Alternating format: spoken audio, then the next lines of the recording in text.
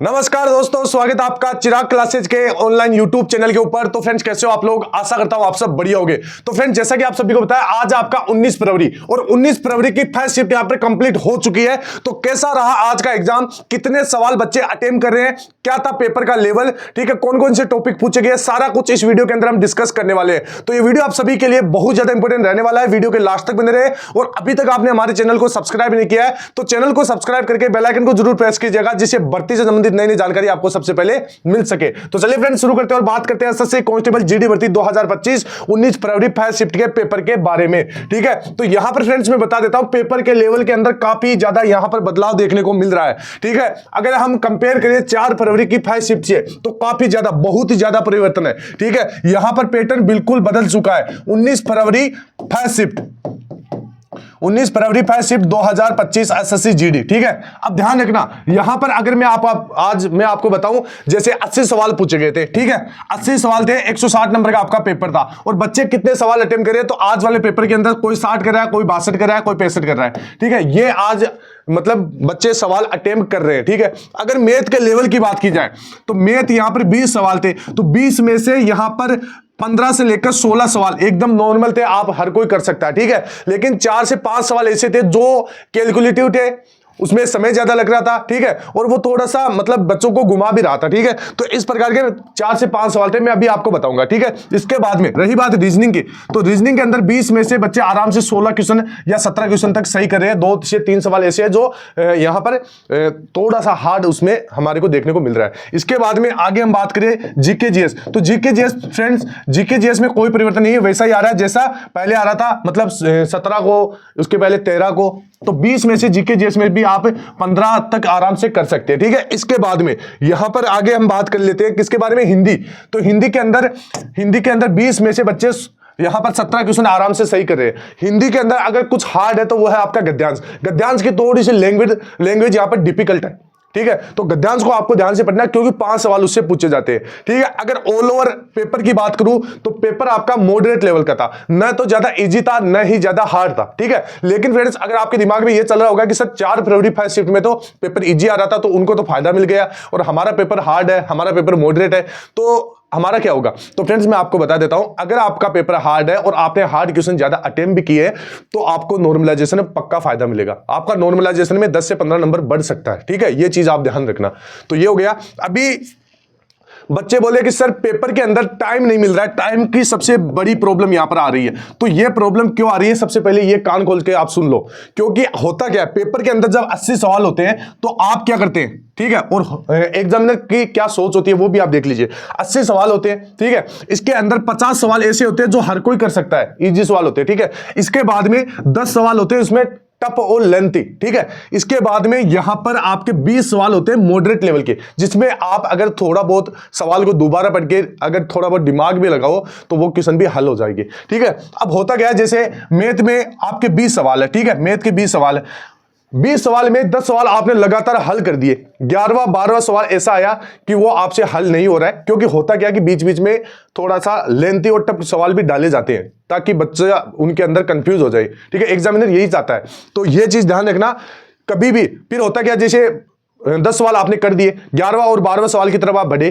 तो आप अपने ईगो के ऊपर ले लेते हैं कि मैंने 10 सवाल अभी तक सही किए तो 11वां और 12वां भी होगा। ठीक है, इस वजह से आप उस सवाल के अंदर फंस जाते हो और उसके अंदर आपका टाइम लग जाता है। ठीक है, टाइम लगने से जो आगे बहुत आसान सवाल है उनको भी आप छोड़ के आ जाते हो। ठीक है, ये बहुत बड़ी सच्चाई है इसकी, तो ध्यान रखना, आपको कभी भी ऐसा नहीं करना है। अगर आपके 80 सवाल है तो 1 से लेकर आपको 80 तक जाना है। पेपर को 3 चरण में करना है। पहले 50 इजी सवाल आपको करना है जो देखते ही हल हो रहे हो। ठीक है, उसके बाद में टफ सवाल को लास्ट में अटेंड करना है, जो 10 या 12 सवाल होते हैं, और जो 20 सवाल मॉडरेट लेवल के होते हैं उनको आपको बीच में करना है। मतलब जैसे पहले चरण के अंदर इजी, उसके बाद में मॉडरेट और लास्ट में जो बढ़ता है वो हार्ड। ठीक है, अगर मान लीजिए फिर भी आपके पास सवाल बच गए कि भाई आपको बिल्कुल भी नहीं आ रहा है, तो आपको क्या करना है, क्वेश्चन एक भी छोड़ के नहीं आना है, क्योंकि क्वेश्चन अगर आप छोड़ रहे हो तो ये बहुत बड़ी आपकी मूर्खता है। जैसे आपका 80 सवाल है, ठीक है, 80 सवाल में से आपने 60 सवाल कर दिए या 65 सवाल कर दिए। ठीक है, मान लीजिए 60 कर दिए और 60 आपको लग रहा है कि ये एकदम सही है। ठीक है, और आप एक भी आगे सवाल अटेम्प्ट नहीं करके आ रहे हो, 20 सवाल छोड़ के आगे, तो आप श्योर हो क्या कि उसमें जो आपने 20 सवाल किए वो एकदम सही है? कभी भी ऐसा नहीं होता है, उसमें से भी 2 से 3 सवाल गलत हो जाते हैं, ठीक है। फिर अब मान लीजिए जैसे 60 सवाल आपने किए और 20 छोड़ के आगे, अब उसमें से 2-3 सवाल गलत हो गए तो आपका स्कोर तो 120 से भी कम हो गया, ठीक है, तो सिलेक्शन नहीं होगा। अब आपको क्या करना है, जैसे आपने 60 सवाल कर दिए, 20 सवाल में आप लगाइए तुक्के। मान लीजिए आपके 20 के 20 गलत भी हो गए, तो फ्रेंड्स आप देखिए कितना नंबर करता है, कोई ज्यादा नंबर नहीं करता, उसमें आपके लगभग 5 नंबर कटेंगे, ठीक है। और ऐसा कभी नहीं होता कि आप लगातार 20 सवालों के ऊपर तुक्का लगा रहे हो, सारे के सारे गलत हो गए, कभी भी नहीं होता। 20 सवाल अगर आप तुक्का लगाते हो तो उसमें 7 या 8 सवाल सही हो जाते हैं। 7 या 8 सवाल का मतलब होता है, 8 सवाल का होता है 16 नंबर, ठीक है। तो आप देख सकते हैं लगभग 136-37 के करीबन आपका स्कोर बन जाता है, ठीक है। और आप कट ऑफ क्वालिफाई कर लेते हैं, नॉर्मलाइजेशन में भी नंबर थोड़ा बहुत बढ़ जाता है, आराम से पेपर पास कर लोगे, ठीक है। ये माइंडसेट आपका वहां पर होना चाहिए। सबसे पहले जब भी आप पेपर दो तो आपके दिमाग में यह होना चाहिए कि जो सवाल नहीं आ रहा उसको स्किप करना है, एक बार स्किप कीजिए, लास्ट में आपको उसको अटेम्प्ट करना है, ठीक है। ये हो गया। अब यहां पर टॉपिक के बारे में हम बात कर लेते हैं कि भाई कौन से टॉपिक यहां पर आपके पूछे गए हैं, ठीक है। तो सभी एक बार वीडियो को लाइक कर दे और चैनल को सब्सक्राइब कर दे, ठीक है। यहां पर देख सकते हैं मैथमेटिक्स। तो मैथमेटिक्स के अंदर सबसे पहले मैं आपको बता देता हूं, ध्यान से देखना। मैथमेटिक्स के अंदर यहां पर आपका चक्रवृद्धि ब्याज शुरू से लेकर अभी तक, यहां पर इस टॉपिक से बहुत सारे सवाल पूछे जा रहे हैं। तो शुरू से लेकर अभी लगभग 2 सवाल, 1 से 2 सवाल, ठीक है। और यह सवाल आ रहा है आपका मिक्स, ठीक है। इसके बाद में अगला है आपका साधारण ब्याज, साधारण ब्याज, और इससे भी आपका 1 सवाल। इसके बाद में आपका अगला है एवरेज, औसत, औसत 1 सवाल। इसके बाद में आपका है अगला लाभ हानि, लाभ हानि, और लाभ हानि से 1 सवाल।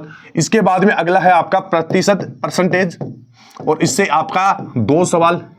इसके बाद में आपका अगला है समय व दूरी, समय दूरी, समय दूरी व कार्य भी आप जोड़ सकते हैं, इससे आपका 2 सवाल, समय दूरी व कार्य, इससे आपका 2 सवाल।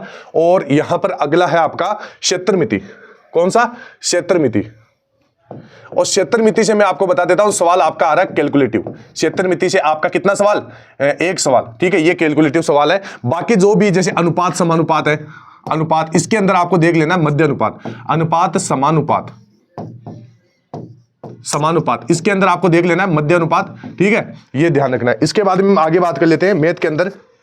सभी आप ध्यान से देखिएगा वीडियो, सभी एक बार लाइक कर दे और चैनल को सब्सक्राइब कर दे। मैथ के अंदर एक आपको और देख लेना है, कौन सा, एलसीएम और एचसीएफ, एलसीएम एचसीएफ, ठीक है। इससे आपका 1 सवाल। और यहां पर सरलीकरण, सरलीकरण, सरलीकरण से आपका 1 सवाल, ठीक है।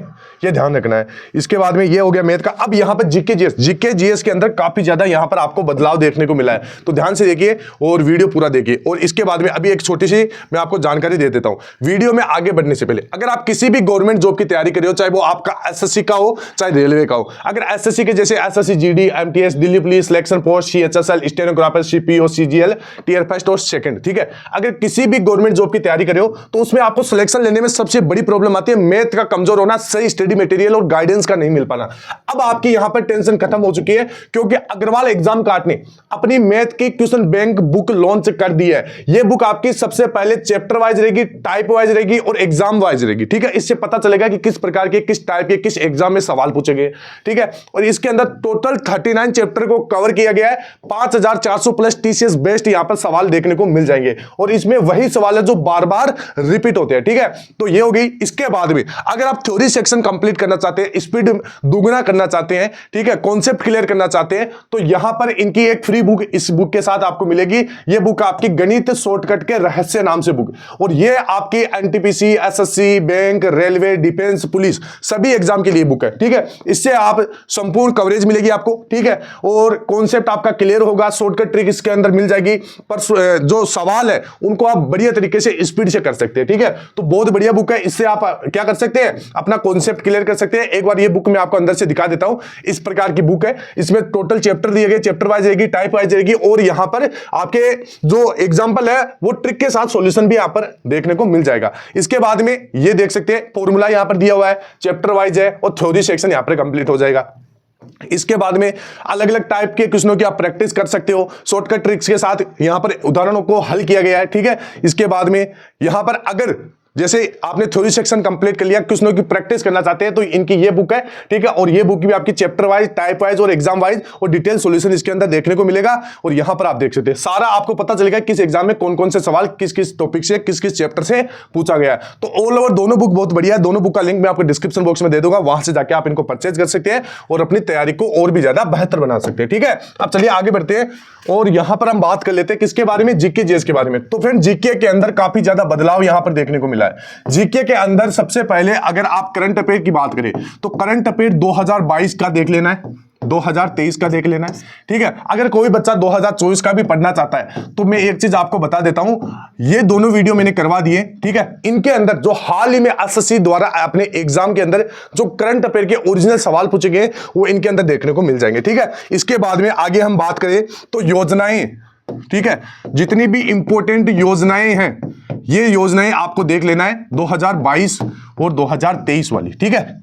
इसके बाद में ये तो हो गया करंट अफेयर का सेक्शन। इसके बाद में जनगणना, वेरी वेरी मोस्ट इंपॉर्टेंट लगा लीजिए फ्रेंड्स। हर शिफ्ट में जब से आपका एग्जाम शुरू हुआ है जनगणना से आपका 2 सवाल पूछा जाता है और ये वीडियो मैंने करवा दिया 2018 से लेकर 2024 तक एसएससी जीडी एग्जाम के जो अंदर, मतलब जो भी इन सालों के अंदर एग्जाम हुए हैं एसएससी जीडी के, तो उनके अंदर जो जनगणना के ओरिजिनल सवाल है उसका वीडियो बना दिया, चैनल पे जाके आप देख सकते हैं। इसके बाद में अगला है आपका पंचवर्षीय योजना, ठीक है। हर बार हर शिफ्ट में सवाल पूछा जा रहा है, अगर ये सवाल अब आपके गलत होते हैं तो ये आपकी गलती है, ध्यान रखना। 2 सवाल पूछे जा रहे हैं और ये भी मैंने 2018 से लेकर 2024 तक जितने भी एसएससी जीडी के एग्जाम हुए और उनमें जितने भी पंचवर्षीय योजना के सवाल पूछे गए वो मैंने करवा दिए। इसके बाद में अनुच्छेद, जितने भी मोस्ट इंपोर्टेंट अनुच्छेद है इनसे आपका 2 सवाल पूछा जा रहा है, ठीक है। और ये भी मैंने 2018 से लेकर 2024 तक के जितने भी अनुच्छेद से लेकर सवाल पूछे गए वो मैंने अपने चैनल पे करवा दिया है। इसके बाद में अगला है आपका वादक व वाद्य यंत्र, वादक वाद्य यंत्र, ठीक है। और ये टॉपिक भी मैंने करवा दिया 2018 से लेकर 2024 तक जो भी एसएससी जीडी के एग्जाम हुए उनमें वाद्य यंत्र से जो सवाल पूछे गए वो मैंने करवा दिए, ठीक है। इसके बाद में अगला आपका टॉपिक पूछा गया नृत्य से।